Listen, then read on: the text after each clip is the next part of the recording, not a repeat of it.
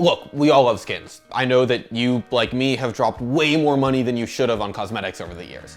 And unfortunately, game developers know that, so they're all too happy to pump out a steady stream of skins. But just because they're expensive doesn't mean they're good. Today, we wanted to count down some of the ugliest, worst, most disgusting, stupidest skins we've ever seen. But before we get into that, I just want to make sure you are all subbed to the channel if you aren't already. So please, hit the subscribe button and turn on notifications. It really does help.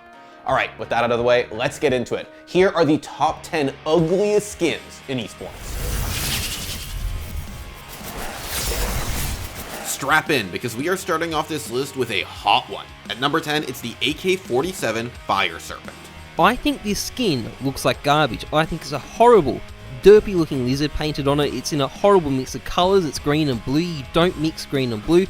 And it doesn't even look good with stickers or something like that. It's just bad all around. Before you come for our throats, we know that there are tons of ugly skins in CSGO. This whole list could be Safari Meshes and Contractors, but that would be too easy and boring. Hear us out. The AK-47 Fire Serpent is an extremely overrated and underwhelming skin for what it is. The way the dragon is placed on the gun makes it look a little bit cockeyed. Also, if you think about it, 60% of the skin is just a standard AK. It's barely different. The Fire Serpent is the most expensive AK-47 skin in the game, and with that high of a price tag, you'd think that the most expensive skin for one of the most iconic and beloved guns in CSGO would be, well, more than this. Look, this one is personal between me and the Fire Serpent. It looks bad. At first sight, it just looks like a regular AK-47, then you notice a pattern which looks like a lazily applied sticker. While the idea is interesting, the execution is lacking, and there are so many more awesome AK-47 skins out there that don't cost nearly as much as the $850 price tag the Fire Serpent's minimal wear version has. The only people who love this skin are the ones who already own it, and I get it. I'd tell myself it looked good too if I dropped $3 grand on it. Coming in at number 9 is one of the most pathetic skins out there, Rusty Blitzcrank. Oh, look at this. It's my first time using this skin. It looks like normal Blitzcrank, but rusty, I guess, hence the name. Refund the skin? Yeah, should I ask Riot for a refund on this skin? Now, you might be thinking, that's not a cosmetic, that's just regular Blitzcrank. Well, unfortunately, you'd be wrong. Not like it matters, because Riot put zero effort into making this skin anyway. Rusty Blitzcrank was released back in late 2009 and was removed from the store shortly after due to its lack of, well, anything. The only way you can get this skin now is by purchasing every other skin in the game or buying an account from someone who already owns it. Putting any amount of money into getting this skin is insane. You get no new animations, no new textures, no new sounds. You're literally paying for a slightly shittier looking version of Blitzcrank. So it's pretty funny though, like it's just a brown Blitzcrank. And that's it. There's no new effects, no new anything. It's Rusty Blitzcrank, but it's one of the rare skins. Worst of all, it falls into the seemingly endless pile of League skins that have splash arts that look way cooler than the endgame result.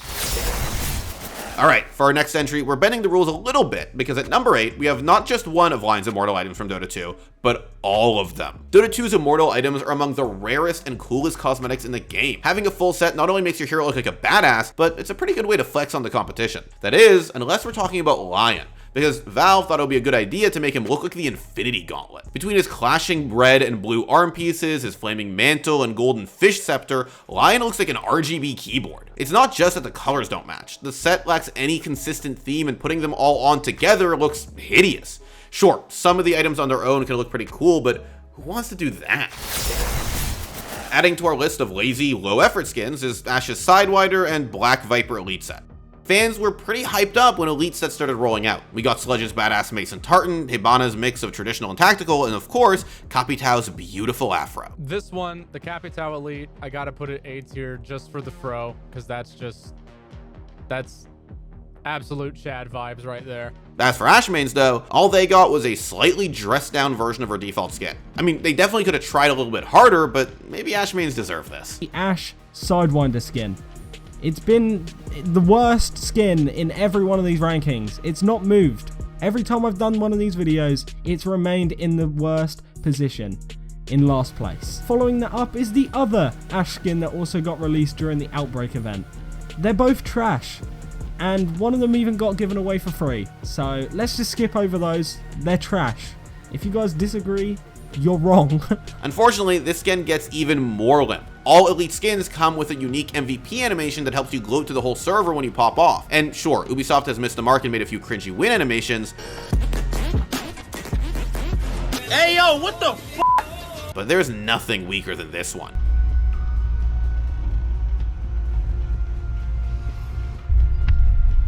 This set might be free, but they couldn't pay me to use it. Busting a move into the number 6 spot are Street Fighter V's B-Girl Chun-Li and B-Boy Ryu. You know what? I don't think this does this any justice. I think this image, I think that image is the one we should be looking at. Oh boy, where do we even start with these skins? Not only are they insanely obnoxious and don't make sense for the characters or world whatsoever, they're also Capcom's embarrassing attempt at exploring hip-hop and street culture. Oh, Yuri's back. Oh my lord. But yo, we got the homie B-Boy Ryu with the clock, with the Flavor Flav clock. What?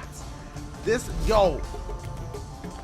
This is the path of my destiny. Damn, that's Street Fighter money, y'all. Ryu just ended up looking like an absolute fool, but some fans found Chun-Li's costume offensively bad. But I guess we can't be too surprised. Capcom has been known to make some inappropriate design choices. Where do you want me to break you first? Okay, Lord. Oh no. Wait, what's going on?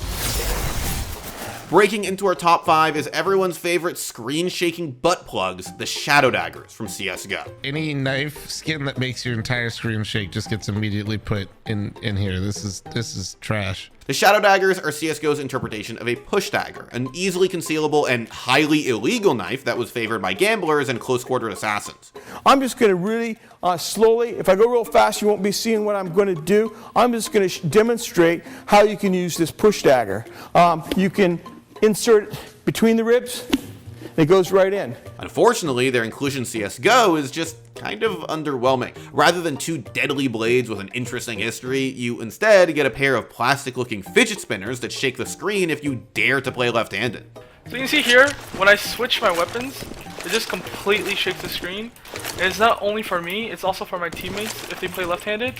And like, it's pretty much unplayable because you're gonna have like a hard time looking at the screen. So if you're looking to buy a Shadow Dagger, you should wait until they patch this, or if you play right hand, you should be completely fine. Even a snazzy Doppler can't save these knives. Taking our 4th spot is the most horrifying entry on this list. It's Mincemeat from Fortnite. This outfit from a different POV, you got like flies on them and stuff. Fortnite is an investor's dream. It's filled to the brim with microtransactions and a young player base that is more than eager to borrow their parents' credit cards for some sweet skins. But you'd think that a game that attracts such a young crowd wouldn't add the absolute abomination that is Mincemeat. At first glance, this monster might look like an evil blueberry pie, but upon further inspection of its innards and the flies buzzing around its head, you can quickly tell it lives up to its name. Yes, this buttery pastry boy is a walking, rotting meat pie. What kind of meat, you ask?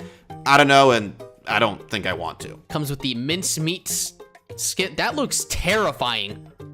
Dude, that should have been a Halloween skin. That's actually, look at his toes, bro. That is terrifying.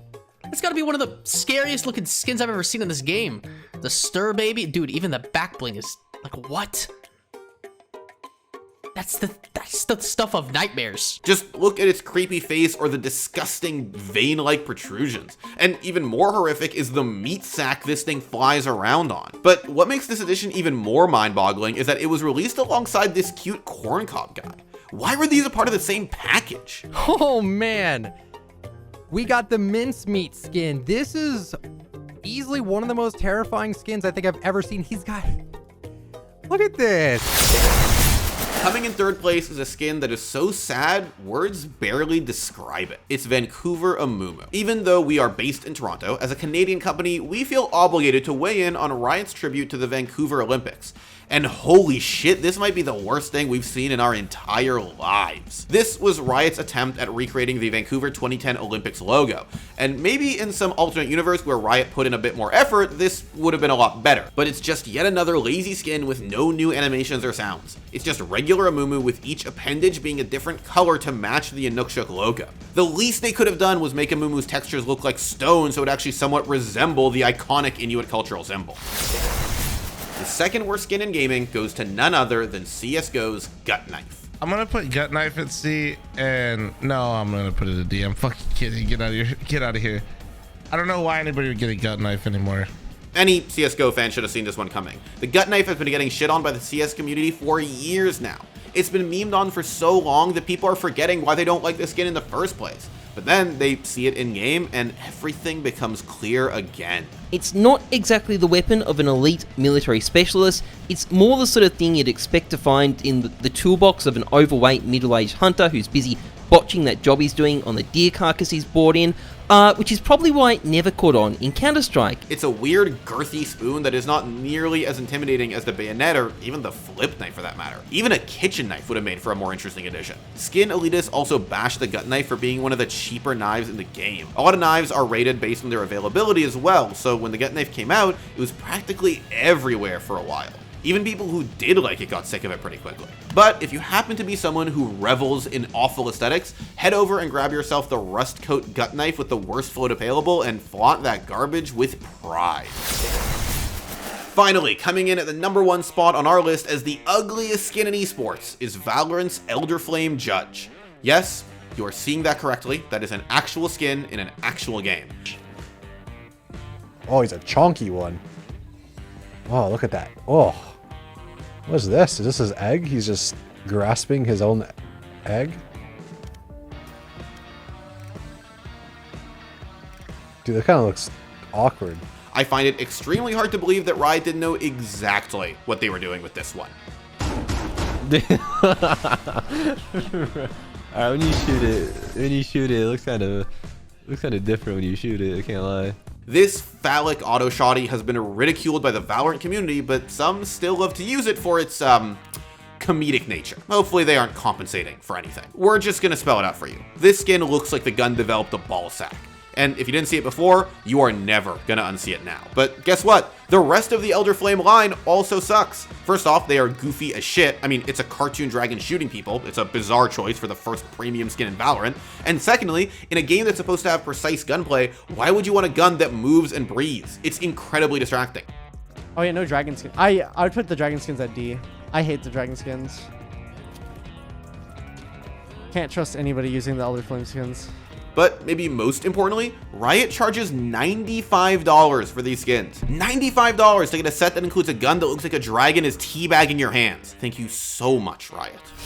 Alright folks, those are the ugliest skins we've ever seen. Was there a skin that wasn't on here that you were sickened by the first time you saw it? Let us know in the comments and I'll see you in the next one. Have you ever seen the f***ing like Cybergoth Zarya skin? No. It's really bad. It was like, it's Cybergoth, but it always makes you think of those I'm sure I don't know if you have seen it, I guess because you're younger than me, but like these videos that were everywhere on YouTube and like forums and stuff in the mid-2000s of like goth dance parties outside. They're so cringe. I mean, I'm sure those people are having a great time. I have nothing against them. You know the videos, right? They're so funny.